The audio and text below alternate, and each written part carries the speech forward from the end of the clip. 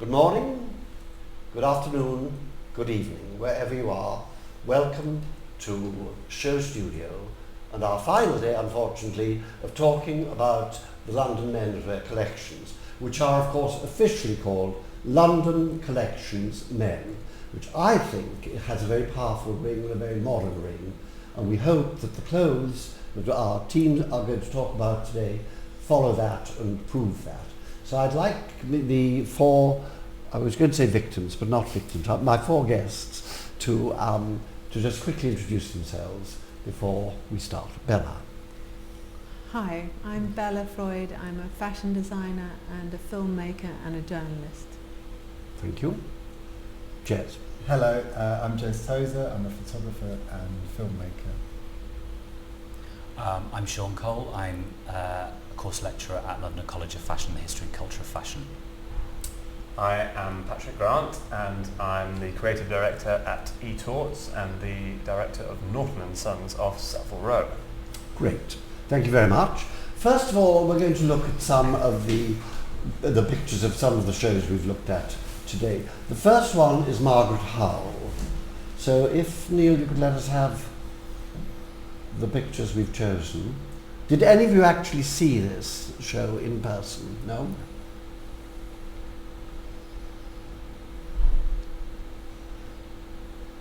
Right, yes. What do we feel about that? Do we feel that that's sort of quintessentially English? I think it's very Margaret Howell. It's quintessentially Margaret Howell. Yes, and she is, of course, quintessentially English. I mean, her clothes, I think her clothes are beautiful, but you should know this, Patrick. Is it that the jacket's a little too big? Neil, could you bring it down again?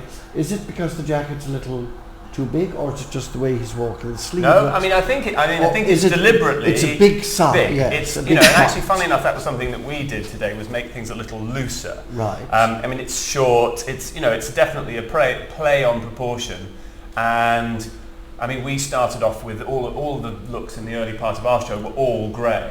Grey on grey, like grey on grey. In fact, the yes. very first look was grey shirt, grey tie, Yeah. grey jacket. I mean, it was in a different way, but the same idea. I mean, I personally feel that Margaret Howell has been one of the sort of unsung heroes of British fashion for such a terrifically long time, and I love her aesthetic, and I also love the idea behind everything and her sourcing policy and everything that goes into it. And I think she has a very big business in Japan, and deservedly so. And I think she deserves a much better audience here in the UK. Shaun, you specialise in menswear, don't you? Yeah. Well, what do you feel about these very understated, very dégagé sort of looks? I mean, I think it's one of the things that's great about British fashion, London fashion even, isn't it? And people like Margaret Howell who do this kind of classic understatedness, but there's such attention to detail, and you were just saying about that changing cut. So there's subtle changes, and I think that's what's nice is each season, each collection subtly changes, but it keeps a sort of quintessential idea of a sort of traditional fabrics and cuts that we can read as a very British style and fashion, and works. I think what's interesting is it works well on the youthful models you have there, and it works well on men of all ages and all builds, absolutely. and kind of I think that's what's Not so all good builds, about it. No, I mean, I could wear those very happily at my age if I had the proper figure, but they don't look right on people who aren't pretty thin. Jez, you're pretty thin. Would you wear these? Actually, you're not a million miles away. That is it, Margaret Howell? It's not Margaret Howell, no. Yeah, absolutely. I think for me, one of the key things is fabric. I think it's... She understands fabric. She understands fabric. Particularly wool. Yeah. She does marvellous things with wool, I think. What do we feel about this sort of thing, which is a bit of a departure for her? Well, I mean, what she does for me is sort of unconstructed, sort of less tailored tailoring, almost sort of back to the very much the working man tailoring, and this is very much in that same vein. I mean, this looks like it's a kind of a painter's jacket or something like that, or an interpretation of it. And again, the colours are so beautiful. I mean, she's great with colour, especially those sorts of shades. great with greys. I mean, people underestimate how difficult it is to make greys look good. Yeah. She gets good greys, especially again a choice of fabrics and flannels. I mean, she's beautiful with the finish on things. I think it's very much kind of core, you know, it seems very Margaret Howell. I mean, if you had to lift it out and had to guess, you know, it could only be one of 2 or 3 people, and she's... Oh, I think it could only be her, actually. What I love is she is very English, her colours are English, and perhaps she's a little traditional in that, you know, she's thinking, well, these clothes are for autumn-winter, so let's do autumn-winter shade, which the rest of London hasn't bothered with quite so much. And I want to talk about the bright colours later when we're talking more fully. And shorts. And shorts. Quite a lot of shorts. Yeah, shorts. It's also worth saying, I mean, this is the other great thing, we will talk about this later, but the casting is really nice. I mean, there have been really, really high quality boys in London throughout the shows, and I think that has been another thing that has helped lift it. I mean, there are some, you know, in that show, there are a couple of guys that we've used before who, you know, who are they're really... It looks classy. Yeah, it just Yes, raises. I think that people underestimate how much of an impact the right boys in the clothes have. Yeah. And you know, I think London has done very well for women's models in the last few seasons, and I think now the boys, you know, the agencies are bringing stronger boys into London for these And it shows. sounds very chauvinist, but it's not meant to be chauvinist at all. But they're very English, and they are right for the clothes. Well, the boys. Well, the last one was French, but I mean, we're part. I don't care what the nationality is. I know. Yeah, I take your point. Somerset, Spencer House yesterday, Fabulous. where Savile Row showed their skills. Did you have anything in there? We didn't. No, but the guys looked absolutely right. They looked so English. Almost to the point You where saw they it, didn't yes. look like models. They felt They they didn't, no, absolutely did not look like models. No. They felt like they may have been swept up out of a country home Yes, and just stuck in there for the day. Yes, and it's true. quite fabulous. It's true. Right, let's move on to Alexander McQueen, the big name, of course. And I would like us to stop, here. Now, who saw the Alexander McQueen show? Nobody? In Live? pictures. No, I In looked pictures. at Only it in last pictures, night. yeah. This presumably is wool, pinstripe wool, or is it printed plastic or something? What do you think it is? What do you think I it is, suspect it's Patrick? wool, but I don't know for sure. But How do we feel about that? I If we really can work like back that. up? Do you like it? Yeah, I like the kind of all the darkness, the sort of Yorkshire Ripper sort of investigator kind of feeling Yes, about it. yes. That it's got such a traditional element to it, but it's Sort of full Victorian of ideology, kind of really. There's that, murderousness there is that real underneath it. McQueen romanticism Yeah. in there. Absolutely. And I think that's really wonderful. Does anyone know why they have the clear masks on their face? Or do they just have I a few don't know. lying around and go, well, let's stick these on, see how But it gives that kind of nod, doesn't it, to the sort of extravagances that you see on McQueen's Well, women's yes. wear shows, and I think it gives it that sort of McQueen quirk that, you know, we sometimes It's come also to a expect. clever way of not being distracted by these Absolutely. pretty Yeah. boys. And You're the- thinking yeah. you're not That's a allowed very to good see point. them. Yes. Look at the clothes. Not so much about this, it's more about this. Yes. Yeah. And they're made slightly sinister. What do we feel about this? This is very bold. I hate this bright orange. Did you use a lot of bright orange? I do think not. I find This it is so bright cool. orange. So I love cool. bright orange, but I well, don't wait particularly until like you it. see with our the orange. We didn't use big blocks of orange. We used orange. Discreetly, Precise, of course. you know. Discreetly. I'm wearing Well, a that's sock. a good orange. That's Yes, a good right, orange. fine, okay, yes. Well, This that's is- the orange that's we a use. burn. Thank you. But I'm glad most that's of a the good orange. most of the orange we've seen in London this time, I think, has been very raw and Yeah. very harsh. You know. Well, our orange was supposed to be a little bit rusty, like the Yes, the well, cars if it's and those the colours, dogs on the Isle of Paris. But Who, I like this. I mean, I Yes. thought this to me felt much more like a Yeah. proper McQueen. Yeah. You know, this felt like a Lee McQueen menswear show. And I mean, I hate Yeah. to be critical, but I think the last few haven't been as good. I think the I wasn't there, but a number of the boys that walked in our show today were there. They said the location was amazing, and it was through this sort of snaking 5 different rooms. I mean, it just Where has. is it? I don't know, but the location I think is brilliant. I think the casting is brilliant. The boys look incredibly fresh and really, really strong. And I think lots of it was good, was really... There's a little bit that to me felt slightly derivative from another show from last winter. But is that derivative or is that development? Evolution. No, I don't know, Balenciaga was once asked by a journalist, "What are your new ideas for this season?" And he was I met him. He was a very, very forbidding man. And he said, "Madam, I have no new ideas." And one of the things that I think is missing in English fashion is every time it's a completely new approach.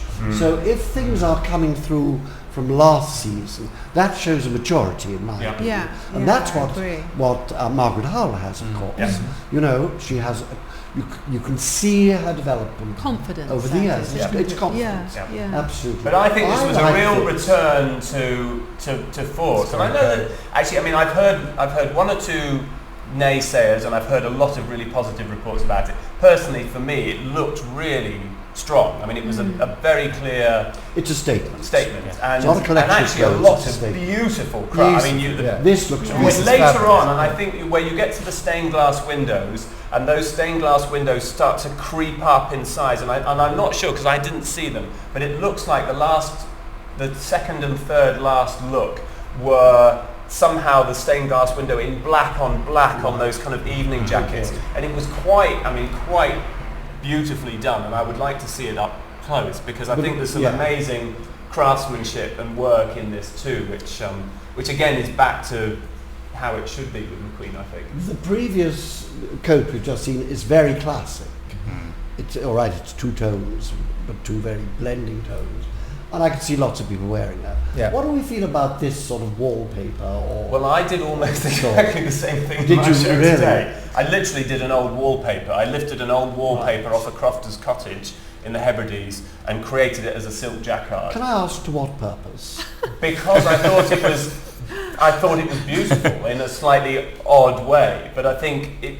Have a look at it. If you don't, I mean, No, I'm But it's, just wondering how but- many men you think are going to buy. I think that we did it as trousers and shirts matching. And we only did one outfit where we did the two together. Okay. We didn't do a jacket, but that's a continuation of last season. I mean, again, Aggie and Sam, Matthew Miller. You know, there's a lot of Aggie and Sam were terrific. This season, amazing, I yeah. think. Really I fabulous. think the model I in love look 4 was particularly strong, but Go but on. this I think is good. And again, I think you could wear the trousers under a long coat in some, a navy blue overcoat with those trousers. Well, let me frank and a plain coat. You could absolutely wear that. You could wear the trousers in bed. You know, it would be lovely. I think that's just what- waiting for a fire. I think You know, you so could, you can, maybe a sapeur, the sapeurs. Yes, exactly. They would get that very would be their excited. top outfit. wouldn't Actually, it? yes, with all The the most way. kind Let's of move on down. ostentation. And again, I think the way that they developed that pattern and then the dressing gown where they scaled it up, and again Yeah. it kind of reappears later in an even I bigger love that. scale. I think It's was all very really, accomplished. really nicely done. It's It's really I mean, accomplished. beautifully done. Yeah. Yes. Yeah. I mean, it's lovely. It's nice that it goes from that sort of formal outside to a sort of formal inside, a kind of, gentleman returns home and kind of takes Yeah. off his overcoat and puts on his kind of, loud. This was Indoor really, equivalent. really lovely for me. The polka dots and the layering, I mean, was really, really lovely as well. I think a couple of outfits after this one was. To go back to what Shaun said, I'm not sure that Alexander McQueen would want you to think that these were clothes for gentlemen. No, along the way, probably not, He had a but- total contempt for They gentlemen. definitely look sort of perverted. This I think kind is of great gentleman, I fun. think. Sorry, Bella. What were you saying? No, I was thinking there's nothing relaxed about that dressing gown. It's very No. tense and sort Yeah. of pervy. So I'm sure he'd be Yes. He'd relieved love about that. I'd love all of that. Yeah. I'd love all of that. I think this is fun. Yeah, it's Wouldn't amazing. go down particularly well in my part of Wales, but maybe where you live it would. This one was the interesting one. Yeah. There's a lot of Yeah, pointers yeah, to the yeah. future here. The pagoda sleeve. Yep. I think if I remember, these are like knickerbockers or very short. Yeah. I think this is a very directional Beautiful. look, I think this was really lovely looking. and the Yeah. colour is great. And again, I don't know who did the hair for this show, but the hair is amazing. I mean, it's just It's a very It's very, very beautiful good. show. Do you know what the hair reminds of? In the 20s and 30s, so I'm told. I'm not that old, but the models, the mannequins in shop windows, old mannequins, they always had a plastered black sort of hairline painted right, on them. absolutely. You know. It And looks a that's bit where- like sort of Lego hair that just Yes, pops on the top. and that I think but, is where that's but that come curve from. is amazing, and It's I know really that they spent a long time because we had we had from castings we had some boys who'd come from there from the tests for that, and it was, That's good. but it's Great. perfect. Okay, next Neil, please. James Long. Yes. Did anyone see it? Oh, again on. Okay, just let's have your overall impression. It was really nicely put together show. Mm-hmm. Again, the thing I like about James is that his fabrics are incredible. This season he kind of went a bit wild with the references. Do you know about the background of it? No, tell us.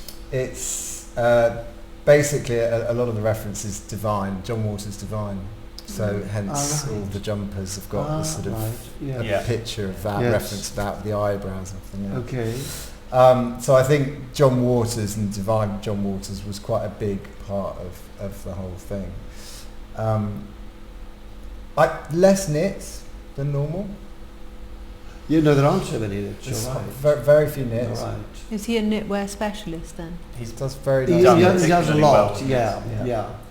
I think the colours and the combination of colours, as we'll see as we go through, are terrific, and all the time they're controlled and It's given, an amazing given tight strength palette, by the black, Yeah. the solid black or dark colour around. It felt very controlled.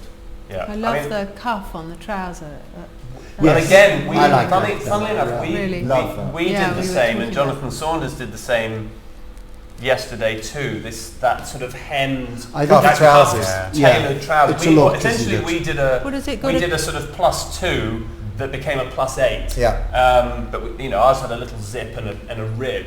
But it's exactly the Does same that have a idea. rib It on created it? that I same don't- shape. It's I exactly don't the same. think that's a rib, but It's it's not the a same rib. shape. No, it's not a rib. Yeah. It's, I think it's, it's it's just just been tucked elasticated in the yeah, bottom. yeah. But I mean, I declare an interest because James is a friend of mine. But I think, he's beautiful. And you're talking about winter colours, the bronzes and Yes. golds Oh, and, this is a brown marvellous- chocolate. I mean, it's it's a very sophisticated Those colour. are his colours, and he's the master of those colours.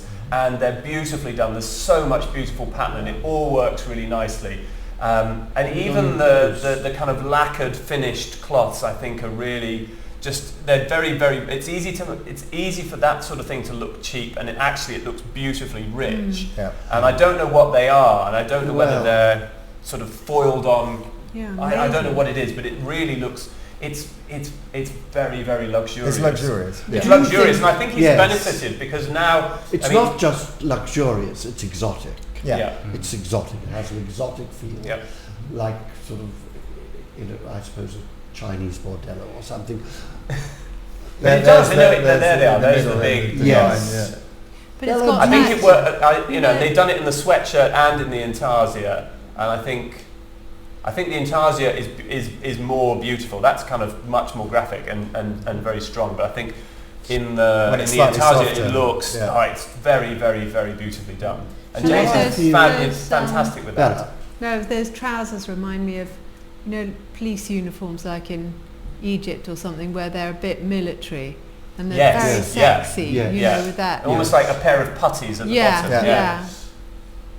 I think that sweater, the big sweater we saw with the That with face the on, flamingos again, this I is think lovely. is really This lovely. is That lovely, print isn't lovely is print. genius, yeah. and the colours are really Yeah. gorgeous. But it's really nice to see that kind of trash popular culture being elevated into something Yes. quite beautiful, Yeah. isn't it? Yes. And that It's kind of hard to do combination of it in such a textures. beautiful way as James has done it, I Yeah. think. And he has, he's got great control. And I think that's one of the reasons, again, talking about why London is getting good is because, this is the first season that James has been on his own. And so he's been new gen, and then he was fashion forward for a couple of seasons. This is the first time without any umbrella over him. And he's just developed really, he's a friend and I like him or not, but it really is a very, very mature, very polished collection that feels very unlike what people I think would imagine London to be. Where does he get his things manufactured? Because they look Well, his knits, well one of done. the factories, I don't know about this collection, but he does a lot of his knits with a firm called Corgi in South Oh, Wales, yeah, who yeah. we do a lot with. In fact, this is made by Corgi.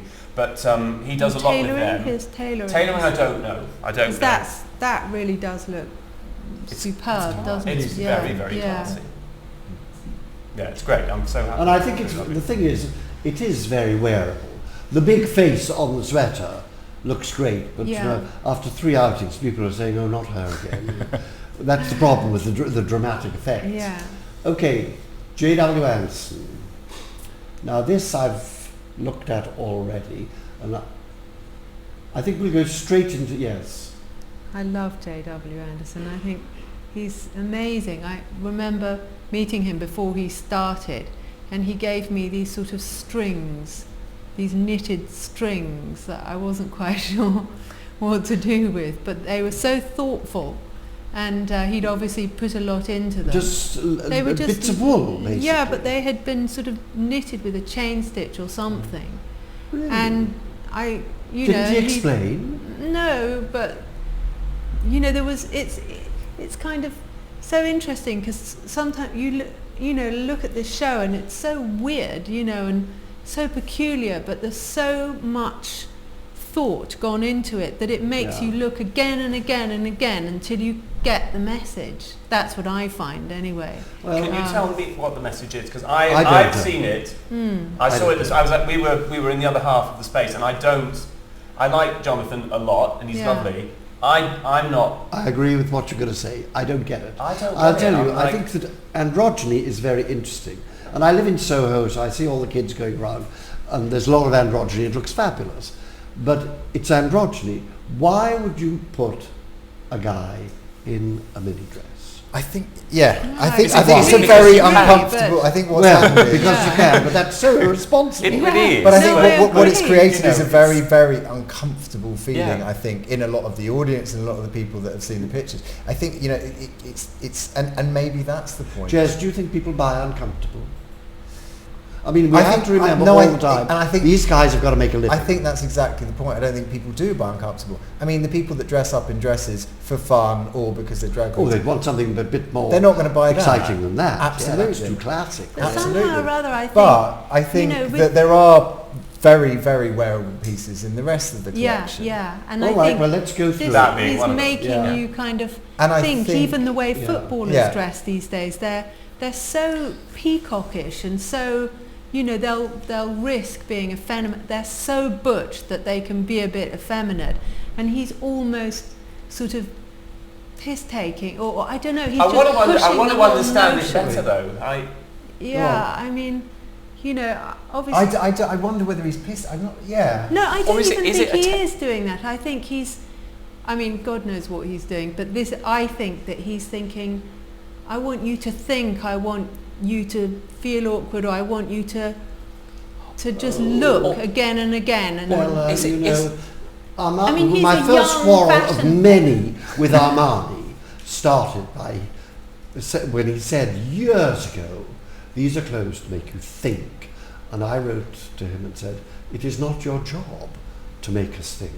You have to make us choose beautiful things." But I think he does do that in the end. Because I very much agree. But I think there are lots of very wearable pieces within the collection, and I think maybe it was a slight moment of. But I'll tell you what this raises in my mind. There is a thing particularly now, in the last 5 years in particular, that says if you design women's clothes and do well, you must be able to design men's clothes, and vice versa. And I simply don't think it follows. I mean, this wasted, very feminine, hippie look, Bella and I were talking about it earlier, and Bella thinks it's the way it's cut. I began to think, well, has he got a corset on or something, But do you think it's the cut of the shorts? Well, in a way, it's so not what you do that it's so purposeful that it's certainly no accident. Of course, no. But no. I think he's just cut it more generously over the hips to. I don't know. I just think he's. But some of that could well be the styling as well. I think it's the cut. Could it be an experiment, though? Certainly, that first dress we looked at.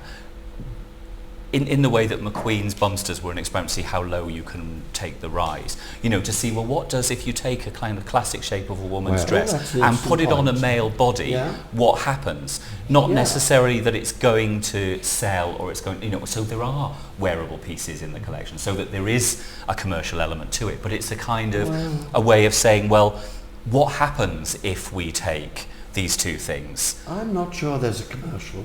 I don't necessarily think it is. But at the end of the day, we all have to create. I mean, this is the trouble we face is that the world is very congested with brands, and a brand has to have an identity.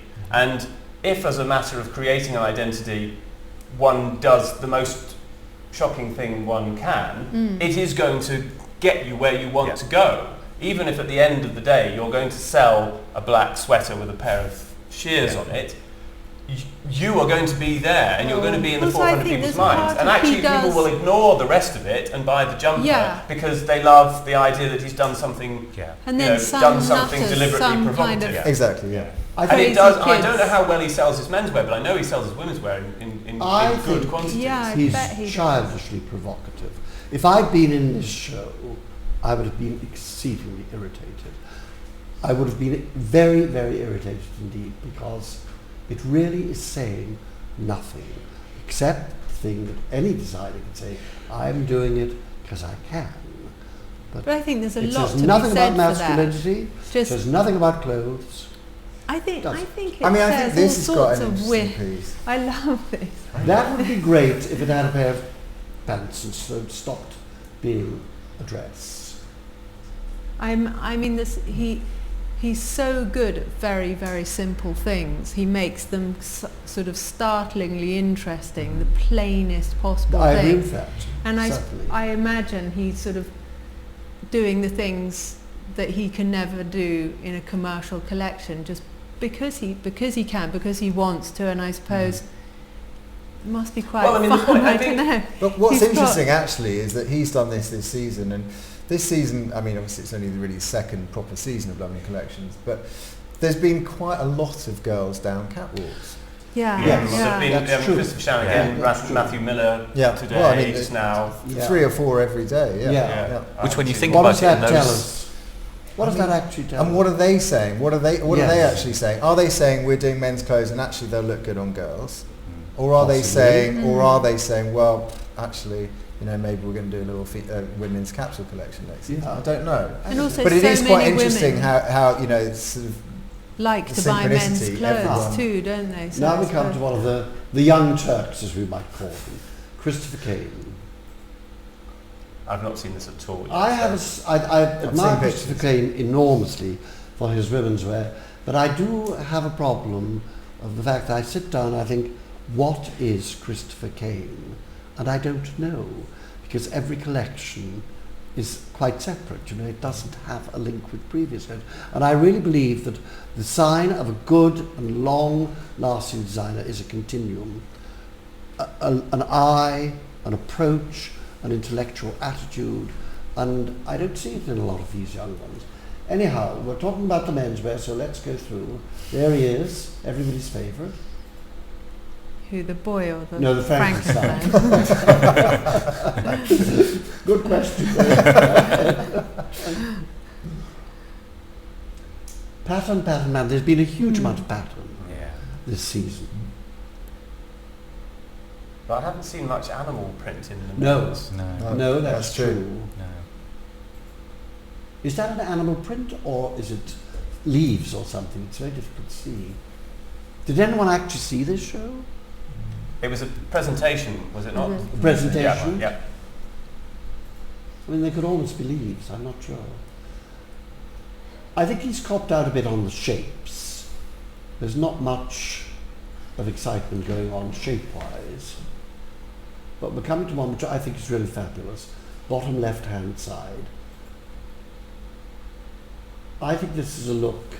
Those scarves are beautiful, and they're really beautifully made as well. I think Johnson's still do these for him, and they are lovely. Are they hand knits or? No, I don't think so. Like 5 gauge or something. It's a great but they're backs, they're double breasts. I love that fabulous. It's a fabulous blue. It's a really nice. I mean, like a jewel.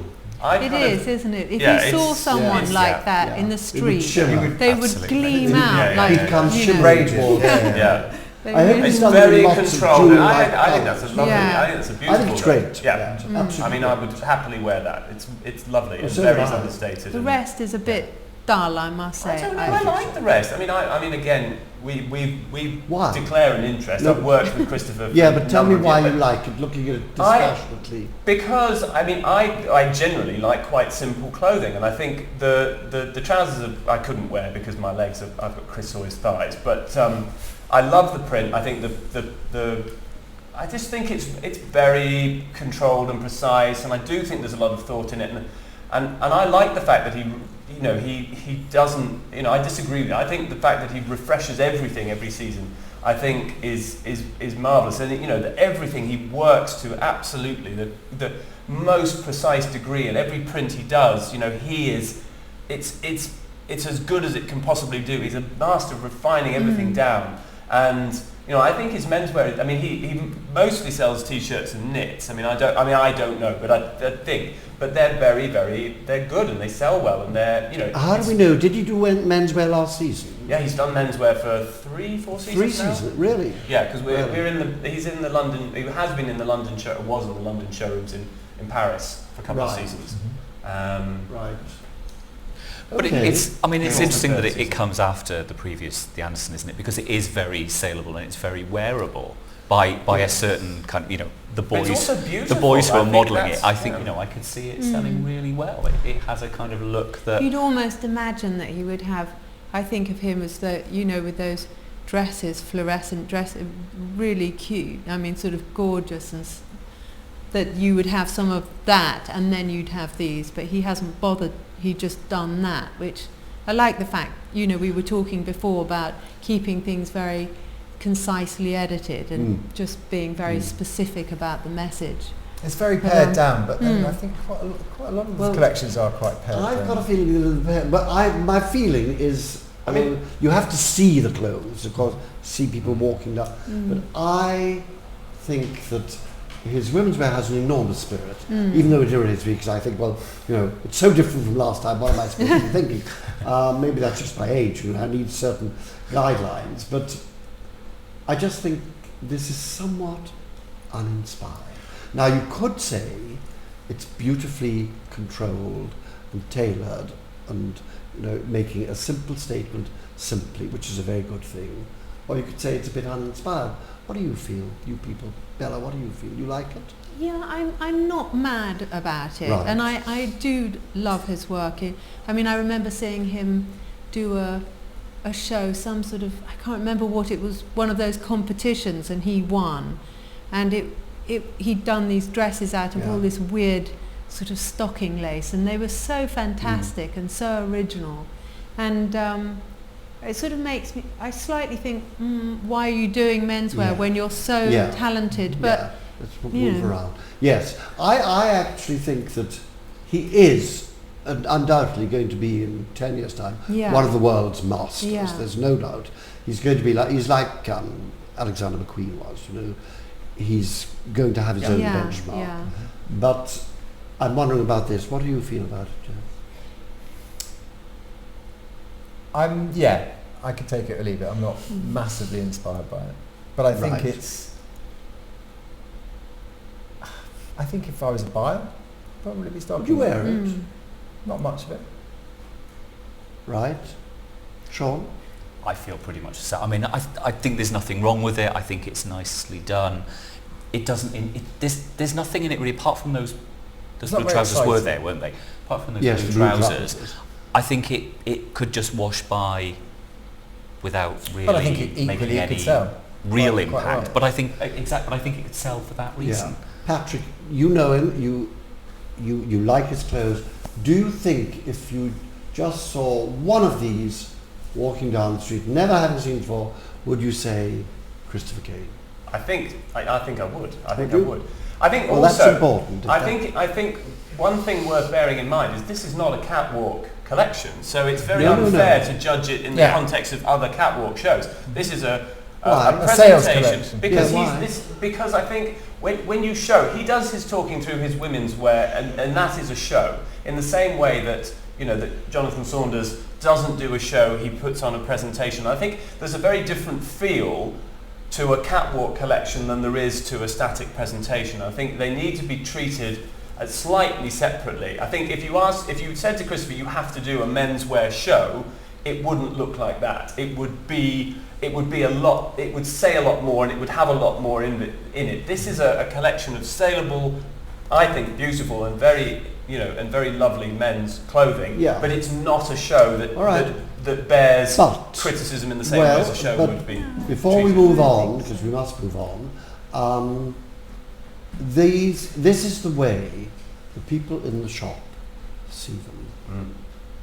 So if they don't work, unless they're in a show with the razzmatazz of music and all the excitement, then I would have thought they don't work. Anyhow, we're now going to broaden the canvas, as it were, and you're very lucky, very privileged. I'm very lucky to have you here because you've been hand-picked, because you're going to give us your overview of what London is all about, and also specifically what London Collections men have achieved this time. We'll start with you, James. Well, I've had the most fabulous 3 days that I've ever had in London, I have to say, in terms of fashion weeks, women's or men's. I found it enormously inspiring, and I think mainly because of, as we were talking about earlier, the freedom of the way you can present. You know, so many things actually don't really work on the catwalk as well as they do in the setting of a presentation. Mm-hmm. For instance, Aitor Throop, we were talking about Aitor's presentation earlier on. Did you see it? No. Was it good or bad? I mean, it was fabulous. It's the first time he's actually released a full collection since he's been doing this for 7 years. And I think what's interesting about London and the format of it is that it's a very even playing field for people that want to do that over a catwalk. There's not that kind of snobbery over a catwalk, which perhaps there used to be, and perhaps there is in other cities. Aitor Throop was definitely a highlight for me. To see a full collection of his that everyone's been waiting for 6 years is just fabulous. Spencer House was fabulous. I think there's certain elements, and I know that you talked about this briefly yesterday, about the sort of marrying up the tailoring versus the kind of the kids and the bright colouring. I think that's quite an interesting point. And I think I'm right in saying that McQueen this season wasn't a collaboration with Huntsman. But I think last season was. I don't know.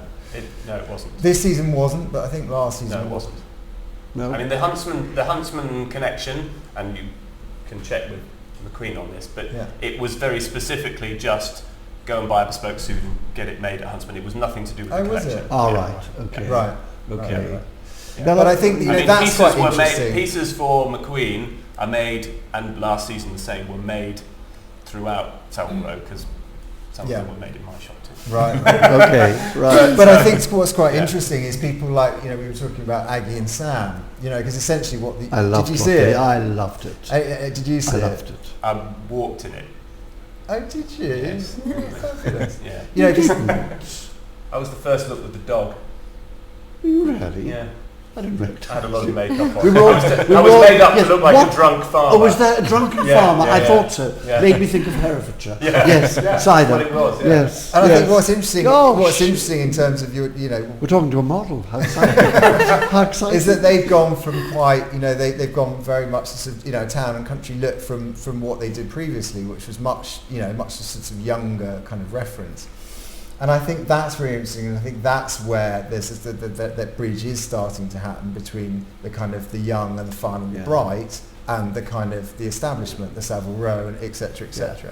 And I think that they're possibly the beginnings of that bridge. But I think someone like Aitor Throop is also quite interesting in that respect, because what he's done is basically said, well, I'm not going to do a collection every season. I'm not going to kind of get caught up on this. And I think the point about the young and the bright and the patterns versus the tailoring is that actually the Savile Row tailoring, it takes a long time, and you build on it, and you develop these skills over years and years and years, and you don't jump from one thing to another each season. And I think that's the interesting point, is that to marry those two up, and that's where people like Lee McQueen are so fabulous, because having trained on Savile Row, he then went to Givenchy and sort of had his Savile Row training softened by Givenchy. And it's those kind of journeys that produce just the sort of magic that Lee did, and John Galliano as well. Of course, yes. But isn't that the kind of the pleasure of London as a fashion city, that side by side we have that kind of tradition of tailoring, and we have that kind of bright street influence. It's where, if we look back over the history of menswear as well, we've got that kind of juxtaposition, and I think that's what makes London really exciting. And for me, that's what makes me excited about the fact that we now have London Collections men, to get it right, to show men's, and to show that, be able to show that diversity, both of styles and, as Jez was saying, different display types, something that looks like a curated exhibition with Height or Through, and then, a collection like this that's presented as a capsule, and then a kind of spectacular show. I think it's really nice that we can have that in a city that's as diverse as London. Okay. Bella, what about elements? What are the elements that you think stand out from London Collections Men this year? Well, I did only see one show. I went to see Sibling, which was wonderful and very irreverent and so kind of high-spirited. And I think that encapsulates a lot of what stands out about London designers, full stops, and the whole world here. The part of the lack of industry means you have this huge freedom. You don't know the rules, so you just make them up.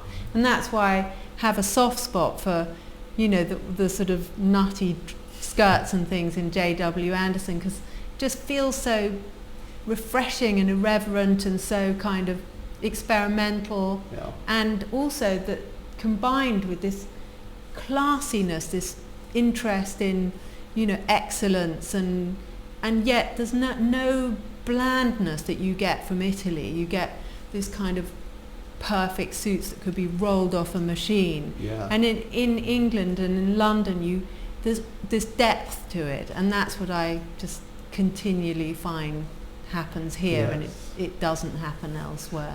I think there's probably a sort of a low bow to Savile Row, which is what sort of affects more. Would you say that, Patrick? You're on both sides of the fence. I'm on both sides. I think what they've managed to do. I've got to say huge credit to Topman for supporting both new gen and supporting fashionistas. We have created a platform here that allows absolute freedom and creativity and expression without the horrible, the nastiness of having to make sure that things are commercially viable. And at some point everybody needs to get that into their collections. But we give, I sat on the menswear panel for 3 years, and I was one of those that said every season we have to create a standalone platform for menswear at the right time of year.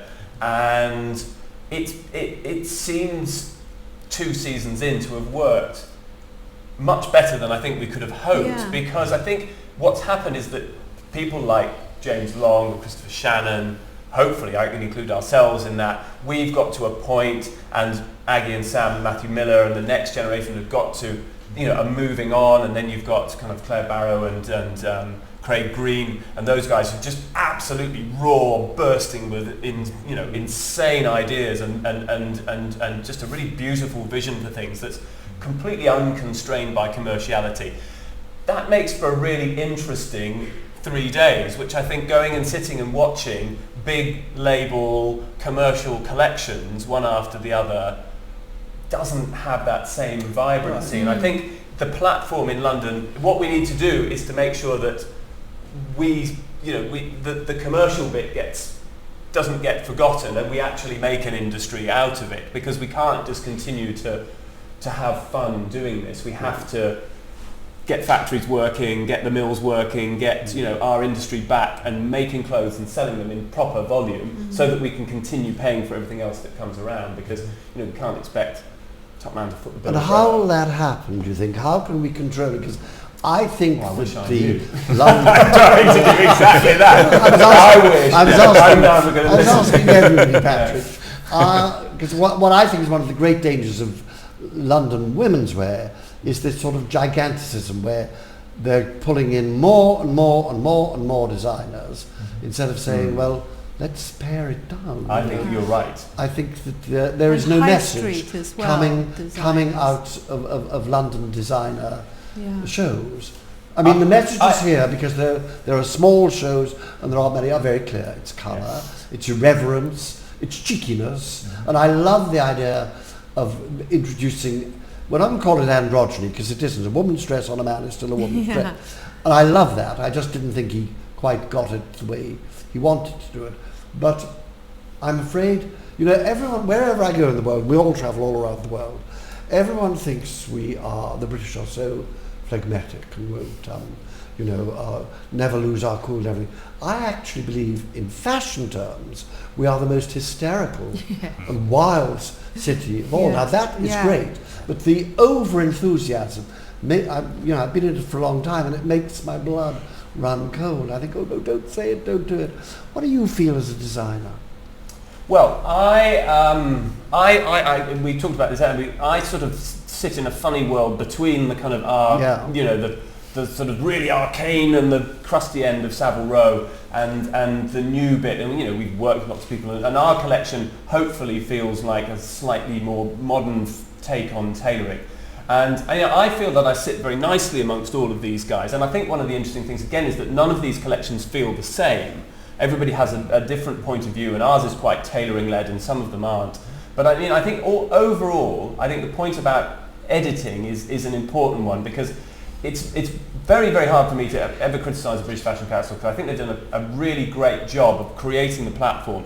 But I think that they need to make, they need to pay for the whole thing, and adding another 20 people, adding another sort of 20 commercial brands to the schedule gives them a lot of money that helps support the younger designers coming through. Of course. But there has to be a point where they say, we need to be. I feel that with women's wear, it's got too big. I think they need to be a bit harder on. Well, they've got to be more focused. Editing. I think they have to focus on what they're trying to sell to the world. Yeah. Otherwise, it might as well just be a collection of people, a group of people who do what they want to when they want to. If they say this is London fashion, they have to have a policy for London fashion.